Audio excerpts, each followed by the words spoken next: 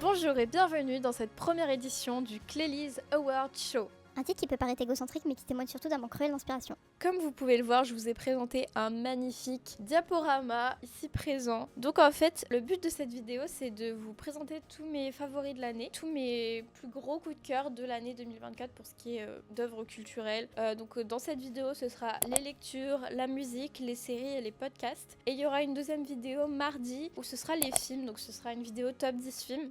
Commençons par les lectures. Alors j'ai pas beaucoup lu cette année, franchement c'était pas du tout une année de lecture pour moi, mais j'ai quand même eu quelques coups de cœur que j'aimerais vous présenter. Donc cette année j'ai lu que 11 livres, c'est pas beaucoup, c'est pas honteux non plus, hein, on s'en fout.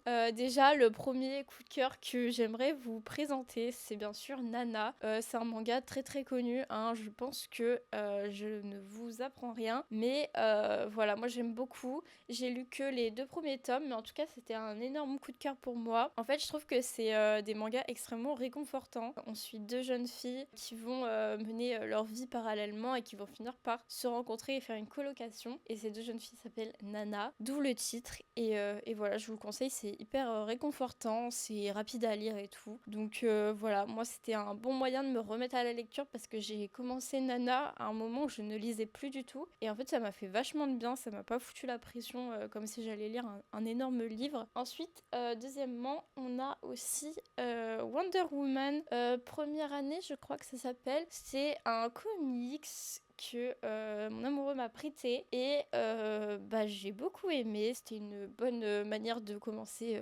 les comics de Wonder Woman puisque je lis pas de comics. Ensuite, troisième coup de cœur, une BD de Liv Stromkis qui est quand même une auteure assez connue de BD. En fait, sa particularité, c'est qu'elle fait des BD un petit peu essais en fait. C'est des BD sur des sujets sociaux, on va dire. C'est assez intéressant. Moi, j'ai lu que celle-là, mais je pense que je vais en lire d'autres. Et du coup, celle-là, c'est Dans le Palais des Miroirs. C'est une BD qui parle des standards de beauté en général, donc de l'histoire à aujourd'hui. Et voilà, c'est très très chouette. Moi, j'aime beaucoup son style de dessin qui est très naïf. Et enfin, autre livre féministe, on a Le coup de la virilité de Lucille Peytavin. C'est un essai féministe qui parle du coup, en fait, qu'a l'injonction à la virilité sur la société et l'impact que tout ça a sur la société, en France plus particulièrement, en termes d'économie en tout cas. Et voilà, j'ai trouvé ça super intéressant. Ça, j'ai lu ça en fin d'année. Et pareil, j'étais dans une phase où je lisais pas. Et j'ai lu ça en 2 trajets de train. C'est 200 pages, c'est hyper rapide à lire. Et ça m'a super intéressée. Par contre, ça m'a aussi beaucoup énervée. Mais en tout cas, c'est un très très bon livre et je vous le conseille. C'est l'heure de la catégorie musique. J'ai eu pas mal de coups de cœur musical cette année. Donc là, j'ai fait un petit top 5. J'ai mis mon Spotify Wrapped. Alors, désolée, je dois m'avancer, je ne vois absolument rien.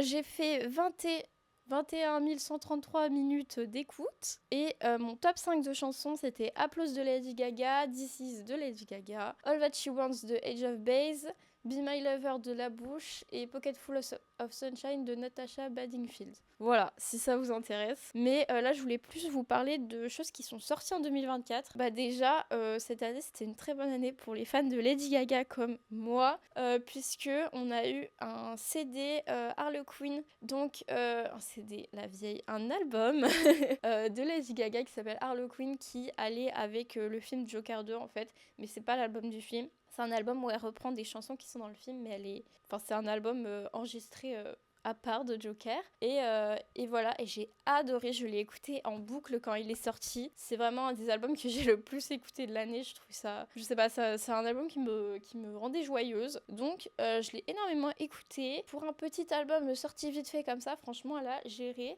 Lady Gaga, elle a aussi sorti un single cette année, le premier single de son prochain album. Donc ce single s'appelle This Is et je l'ai écouté en boucle. D'ailleurs, c'est mon 2e titre de l'année alors qu'il est sorti qu'en octobre. Donc, c'est la preuve que je l'ai beaucoup écouté. Et ensuite, en fin d'année, j'ai énormément écouté l'album Cowboy Carter de Beyoncé. Alors, je l'avais écouté à sa sortie, mais le moment où je l'ai vraiment apprécié à fond, c'était en fin d'année. En décembre particulièrement, où là je l'ai vraiment saigné. Et voilà, je trouve que c'est un super album, extrêmement intéressant, vraiment unique en fait. Et du coup, voilà, j'ai beaucoup aimé. Et ensuite, j'ai mis 2 autres choses. J'ai mis l'album de Billie Eilish, Hit Me Hard and Soft. Alors, j'ai pas écouté l'album en boucle, mais j'ai écouté des chansons en boucle, notamment Lunch. Et il y avait une autre chanson que j'écoutais en boucle, je sais même plus comment elle s'appelle, je vous l'écrirai. Mais je l'écoutais vraiment en boucle le premier.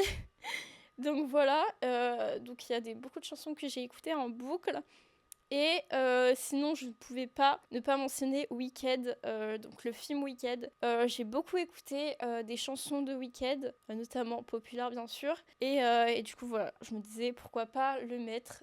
Ça fait un petit peu de diversité. Donc voilà mes coups de cœur musicaux de 2024. Catégorie podcast. Alors dans les podcasts, moi j'écoute absolument toujours les mêmes trucs. Donc déjà on a 2 podcasts qui sont des habituels pour moi. Donc en fait c'est Story Privé de Cam Summers. Cam Summers c'est une créatrice de contenu que j'apprécie énormément et je m'identifie énormément à elle aussi. Et donc elle a une chaîne YouTube, elle a un compte Insta et elle a aussi un podcast que j'écoute absolument toutes les semaines. Voilà, dès la sortie, je crois que c'est le mercredi, je suis là, j'écoute à chaque fois. Donc voilà, je suis absolument fan de son podcast. Et ensuite, on a Réalisé sans trucage, qui est un podcast de cinéma, où en fait c'est toutes les semaines, le vendredi, ils sortent les critiques des films qui sont sortis la semaine. Et j'aime bien parce que y a une bonne ambiance, quoi. C'est pas un podcast de cinéma pédant, élitiste et compagnie, c'est beaucoup plus chill. Et pour autant, ils disent des choses extrêmement intéressantes. Donc moi j'aime beaucoup